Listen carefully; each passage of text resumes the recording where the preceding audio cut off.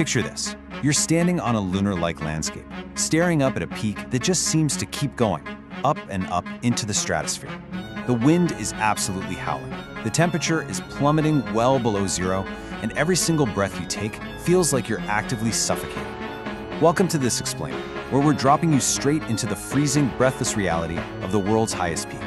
Today, we're exploring a place where the human body is quite literally not designed to exist, and we're going to look at why, despite the overwhelmingly fatal odds, we just can't stop going back. We have to start with this chilling discovery from the 1999 search team. They were the ones who finally found the body of climbing pioneer George Mallory.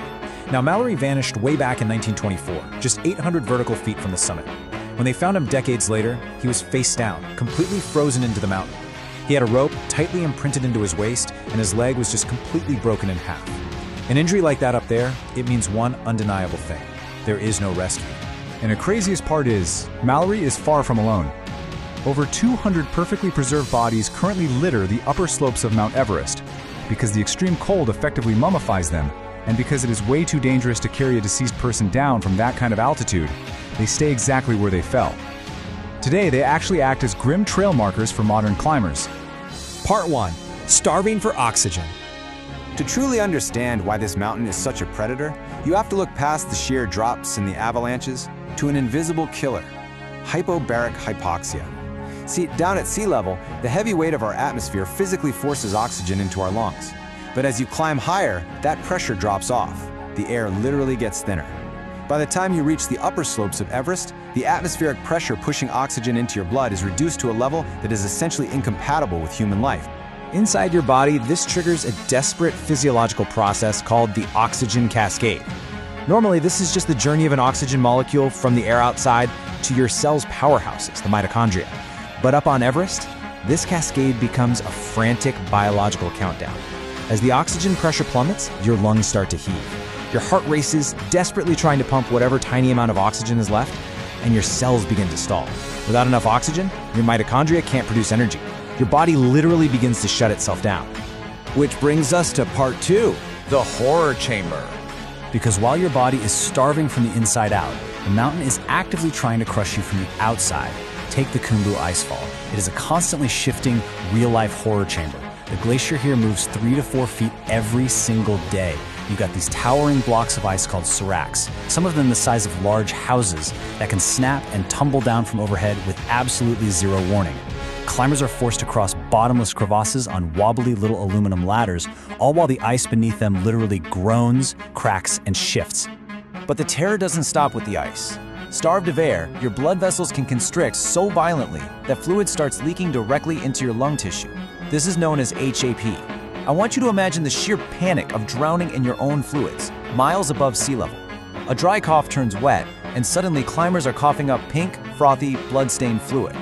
You can't catch your breath, even if you are lying completely still.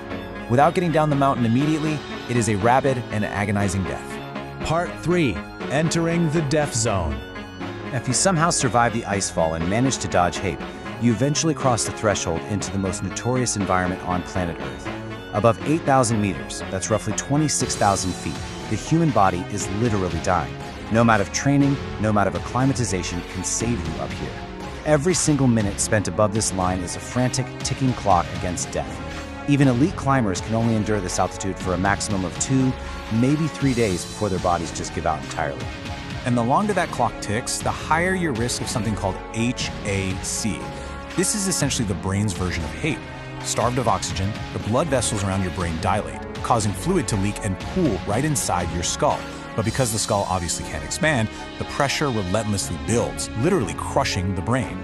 A climber with HAC will suffer agonizing headaches, and they'll watch their own coordination and sanity completely slip away. Listen to this unbelievable account from Dale Cruz. He survived the infamous 1996 season. He said it was like he was blackout drunk. He couldn't even put his climbing harness on right side out. He completely lost the ability to think or speak, teetering right on the edge of a 7,000-foot drop while acting wildly intoxicated. And up in the death zone, losing your mind means losing your life. Part 4. The 1996 Everest disaster. All of these horrific physiological realities violently collided on one fateful day, May 10, 1996. Several commercial teams were pushing for the summit. To put it in perspective, Sir Edmund Hillary reached the top at 11:30 a.m. back in 1953.